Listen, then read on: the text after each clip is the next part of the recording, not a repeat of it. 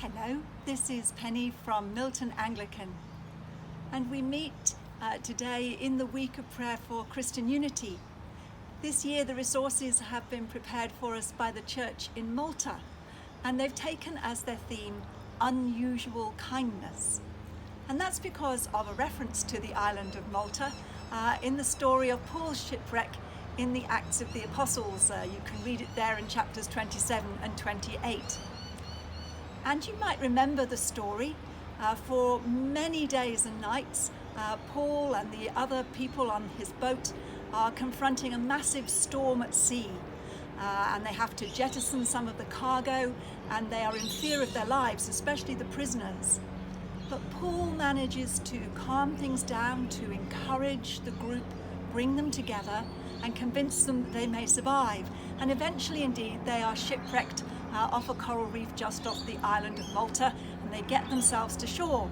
And there they are met by the people of Malta. And the text says the natives treated them with unusual kindness. And that kindness had to do with giving them a warm fire to sit by and some food and shelter. It's a most wonderful phrase. Of course, they chose that theme long before COVID-19 was even thought of. And yet I think it's perhaps the quality that we need most at this time. Because I think globally, we find ourselves confronted with something just as out of control as a storm at sea. All our human plans being jettisoned. And in those circumstances, we find ourselves making choices that are around division or around kindness. For Paul there on his ship, there were divisions between the soldiers, the sailors, and the prisoners. And the prisoners were always likely to come out the worst in all of that. Yet when Paul brings them together to a place of unity, they're able to get to safety, to encounter the other possible response, the response of kindness. But it's a real rip-roaring tale, and when they do get to shore and they're eating, Paul ends up with a snake on his hand, and the people of Malta get very scared and think, oh, this must be a murderer that God's trying to punish. But then he manages to shake the snake off into the fire, and he's unharmed, and they change their minds. They decide that perhaps he's a god, and they bring their sick to him for healing.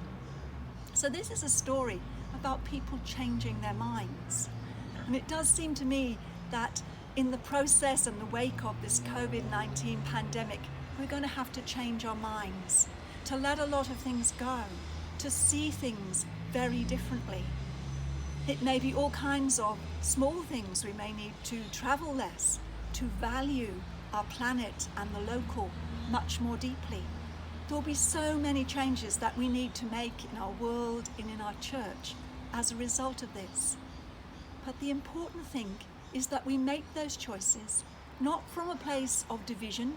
We can already see the name calling and the blame that is being ascribed to different nations and groups of people. Not from a place of division, but from a place of great kindness, the place where we see one another as human beings.